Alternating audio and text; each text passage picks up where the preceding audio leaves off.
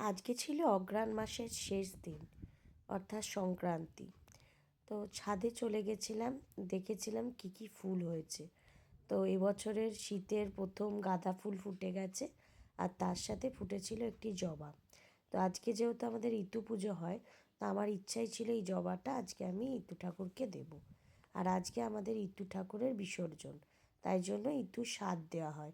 তো সেই স্বাদে কি থাকে জানো? নতুন গুড়ের চালের পায়েস। যথারীতি আমি ওই জবা ফুলটা তুলে নিয়ে নিচে চলে গেছিলাম। চান টান হয়ে গেছিলো। তারপরে আমি ঠাকুরের পাত্রে গ্যাসে গিয়ে পায়েসটা বসাবো বলে নিচে নেমে গেছিলাম। নেমেই আমি এক প্যাকেট দুধ ভালো করে জাল দিতে দিয়ে দিয়েছিলাম। তার মধ্যে দিয়ে দিয়েছিলাম 3টে তেজপাতা আর গোবিন্দভোগ চাল ধুয়ে রেখে দিয়েছিলাম। দুধটা খানিকটা ফোটার পরই আমি এই ধোয়া চালটা ওর মধ্যে দিয়ে ভালো করে নাড়িয়ে নিয়েছিলাম। তারপরে কিছুক্ষণ যখন চালটা অল্প একটু সেদ্ধ হয়েছে, তখন আমি এর মধ্যে দিয়ে দিয়েছিলাম আগে থেকে ধুয়ে রাখা কাজু কিশমিশ। তা করতে এদিকে ওলা আসার সময় হয়ে যাবে, ওই জন্য আমি কি করেছিলাম, আগে আমি পায়েসটা করে নিয়েছিলাম। তারপর কিছুক্ষণ যখন চালটা একদম সেদ্ধ হয়ে যায়, নামাবার ঠিক আগে নতুন পাটালি গুড় এর ওপর দিয়েছিলাম, কিন্তু ফ্লেমটাকে কম করে নিয়েছিলাম, না হলে দুধটা অনেক সময় কেটে যায়। তো এদিকে পায়েসও রেডি হয়ে গেছে, ওলাও চলে এসছে। এবার ওলাকে চান টান করিয়ে আমি ইতু ঠাকুরকে এই পায়েসটা আর তার সাথে ফল প্রসাদ দেব। তো দেখো, পায়েস আমার হয়ে গেছে। ওলা উপরে চান করতে গেছে, ও চান করে আসুক, ওকে খেতে দিয়ে দিলাম। পায়েসটা এবার নামিয়ে নিলাম। এবারে আমি ইতু পুজো শুরু করে দিয়েছি। দেখতেই পাচ্ছ ফল আর তার সাথে পায়েস ঠাকুরকে দিয়েছি। এবার আমি কিছুক্ষণ পর বেরিয়ে পড়েছি ইতু ভাসান দিতে।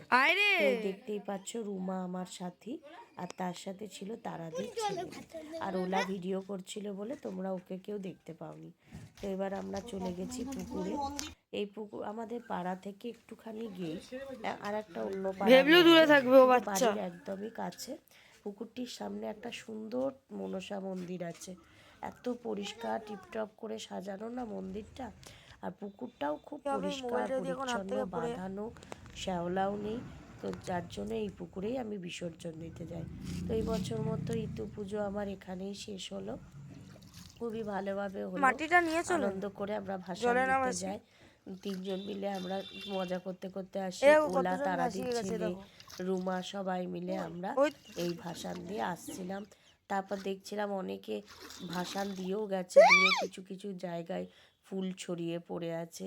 তো অনেকে আবার কি করে একদিনে করেই একদিনেই ভাসান দেয়, কিন্তু আমাদের চলে অঘ্রাণ মাসের প্রথম দিন থেকে অঘ্রাণ মাসের শেষ সংক্রান্তি অবধি। প্রথম দিন আর শেষ দিনটা আমরা নিরামিষ খাই, বাকি দিনগুলো আমরা ইতু ঠাকুরকে জল দিয়ে আমিষ নিরামিষ যে কোনো কিছুই খেতে পারি। তো যাই হোক, ইতু পুজো এবারের মতো হয়ে গেল।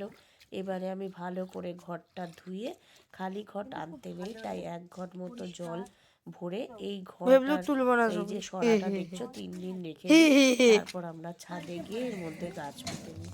তো যাই হোক, এবার আমরা বাড়ির দিকে আবার রওনা হলাম, মন্দিরটা প্রণাম করে চলে। তো দেখতেই পেলে আজকের দিনটা আমার ভালোই কাটলো।